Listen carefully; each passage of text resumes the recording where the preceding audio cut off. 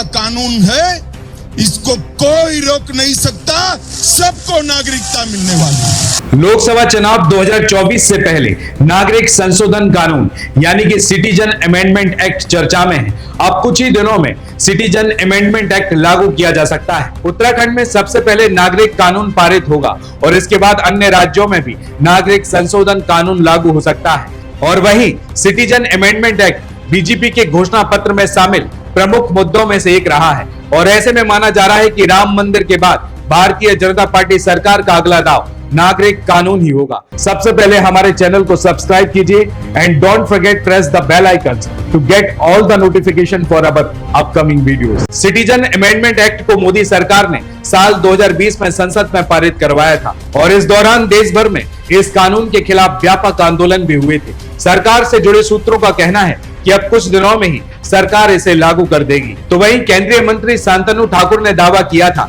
कि नागरिक संशोधन कानून 7 दिनों के अंदर देश भर में लागू किया जाएगा। अब इसके लिए कुछ ही दिन शेष बचे हैं। केंद्रीय मंत्री शांतनु ठाकुर पुत्र परिवहन और जलमार्ग मंत्रालय में राज्य मंत्री हैं। उन्होंने जनसभा में भी कहा था कि राम मंदिर की शुरुआत हो गई है और अब कुछ ही दिनों में सिर्फ पश्चिम बंगाल ही नहीं बल्कि पूरे देश में सिटीजन अमेंडमेंट एक्ट लागू कर दिया जाएगा। राज्य सरकार दावा करती है कि आपके पास पहचान पत्र या आधार कार्ड है तो आप इस देश के नागरिक हैं और वोट डाल सकते हैं। अगर ऐसा है तो हजारों लोगों को मताधिकार से वंचित क्यों रखा गया है। तो वहीं बंगाल की मुख्यमंत्री ममता बनर्जी ने कहा कि भारतीय जनता पार्टी अब सिटीजन अमेंडमेंट एक्ट का शोर मचा रही है और यह उनकी राजनीति है।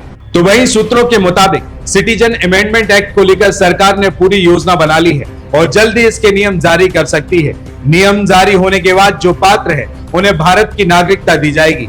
यानी ये साफ है कि नागरिक संशोधन अधिनियम लोकसभा चुनाव 2024 से पहले ही लागू होगा। जैसा कि पहले ही साफ किया जा चुका है कि नागरिकता के लिए अप्लाई करने वाले आवेदकों से कोई दस्तावेज नहीं मांगा जाएगा। हालांकि इसमें आवेदकों को बिना यात्रा दस्तावेजों के भारत में प्रवेश करने का साल बताना होगा। तो वहीं सिटीजन अमेंडमेंट एक्ट से जुड़े अधिकारियों ने बताया कि भारत की नागरिकता के लिए आवेदन की पूरी प्रक्रिया ऑनलाइन होगी। ऑनलाइन पोर्टल भी तैयार किया जा रहा है। एप्लीकेंट ऑनलाइन के तरीके से देश में आने का साल बता सकते हैं। सिटीजन अमेंडमेंट एक्ट से जुड़े अधिकारियों ने यह भी जानकारी दी कि इसके लिए लोग अपने मोबाइल फोन का भी इस्तेमाल कर सकते हैं। अधिकारियों के अनुसार भारत के पड़ोसी देश पाकिस्तान, अफगानिस्तान और बांग्लादेश से आए शरणार्थी नागरिकता के लिए आवेदन कर पाएंगे। अभी तक जो जानकारी मिली है उसके अनुसार जो लोग 31 दिसंबर 2014 से पहले भारत आए हैं वो ही इसके लिए अप्लाई कर पाएंगे। नागरिकता अप्लाई करने वालों में हिंदू, ईसाई, सिख, जैन, बौद्ध और पारसी धर्म के लोग शामिल होंगे। और जैसा कि कहा जा रहा है कि केवल 31 दिसंबर 2014 से पहले भारत आए शरणार्थियों को ही नागरिकता दी जाएगी। और ऐसे में कई लोगों के मन में ये सवाल है कि जो लोग इसके बाद भारत आए हैं उनके साथ क्या होगा। इसका जवाब देते हुए अधिकारियों ने बताया कि सिटीजन अमेंडमेंट एक्ट की ऑफ डेट बढ़ाई जा सकती है, लेकिन अभी तक इसके बारे में पुख्ता तौर पर कुछ भी नहीं कहा जा सकता। इसे लेकर सरकार के नोटिफिकेशन के बाद तस्वीर साफ हो जाएगी। तो वही नागरिकता संशोधन अधिनियम को सुप्रीम कोर्ट में चुनौती दी गई थी। याचिकाकर्ताओं ने कानून के खिलाफ याचिका दायर कर कहा था कि ये कानून पाकिस्तान, बांग्लादेश और अफगानिस्तान से सिर्फ हिंदू, सिख, बौद्ध, जैन, पारसी और ईसाइयों को ही भारत की नागरिकता देता है। इसमें म्यांमार के सताए रोहिंग्या और चीन के तिब्बती बौद्ध और श्रीलंका के तमिलों को जगह नहीं दी गई है, जो कि अन्याय है। देखिए, भले ही मामला सुप्रीम कोर्ट में चल रहा है, लेकिन अदालत 18 दिसंबर 2019 को ही नागरिक संशोधन अधिनियम यानी कि सिटीजन अमेंडमेंट एक्ट पर रोक वाली याचिका खारिज कर चुकी है। तब अदालत ने केंद्र सरकार को इस बाबत नोटिस भी जारी किया था और सरकार से जवाब दाखिल करने के लिए कहा था। तो वही जानकारी के अनुसार इस कानून के खिलाफ सुप्रीम कोर्ट में 250 से ज्यादा याचिकाएं दाखिल की गई थी। नागरिक संशोधन कानून यानी कि सिटीजन अमेंडमेंट एक्ट को लेकर देश भर में विरोध हुए। सुप्रीम कोर्ट तक मामला पहुंचा, लेकिन केंद्र सरकार का रुख एकदम साफ है। सुप्रीम कोर्ट में दाखिल हलफनामे में सरकार ने कहा था कि इस कानून में उचित वर्गीकरण का आधार धर्म नहीं है, बल्कि पड़ोसी देशों में धार्मिक भेदभाव है।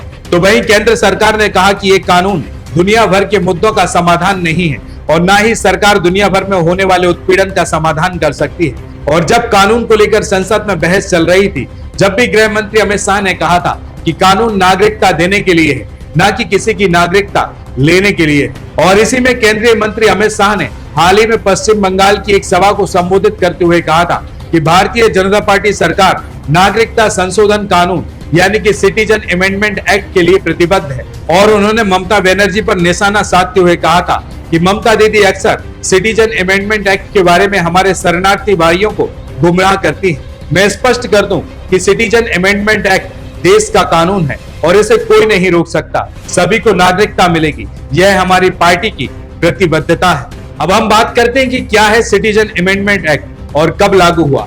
नागरिक संशोधन कानून 21 दिसंबर 2019 को संसद में पास हुआ था। इस दौरान देश भर में सिटीजन अमेंडमेंट एक्ट के खिलाफ व्यापक आंदोलन और विरोध प्रदर्शन हुए थे। 10 जनवरी 2020 को राष्ट्रपति के हस्ताक्षर के बाद ये कानून बन गया था और ये कानून पाकिस्तान, अफगानिस्तान और बांग्लादेश से आए हिंदू, सिख, बौद्ध, जैन, पारसी और क्रिश्चियन धर्मों के प्रवासियों के लिए नागरिकता देने के लिए है। कानून लागू होने के बाद इन देशों से आए गैर मुस्लिम शरणार्थियों को आसानी से भारत की नागरिकता मिल सकेगी। अब लोकसभा चुनाव के लिए भी कुछ ही समय बचे हैं। लगभग 15 मार्च से पहले पूरे देश भर में आदर्श आचरण संहिता लागू हो सकती है। आप देखते हैं कि भारतीय जनता पार्टी की सरकार सिटीजन अमेंडमेंट एक्ट को सफलतापूर्वक पूरे देश में लागू कर पाएगी या नहीं। फिलहाल इस एपिसोड में इतना ही। मैं भूपेंद्र सिंह, रिपब्लिक सागर मीडिया की ओर से आप सभी से विदा लेता हूं। जय हिंद, जय भारत। सीए इस देश का कानून है, इसको कोई रोक नहीं सकता, सबको नागरिकता मिलने वाली है। रिपब्लिक सागर मीडिया को सब्सक्राइब अवश्य करें और आप हमारी आने वाली सभी वीडियो को देखना चाहते हैं तो आपको उसके लिए घंटी जरूर दबानी पड़ेगी ताकि आपको सभी वीडियो की नोटिफिकेशन समय समय पर मिलती रहे। रिपब्लिक सागर मीडिया पर जो भी वीडियो आएगा वह सच की कसौटी पर कसकर ही आएगा।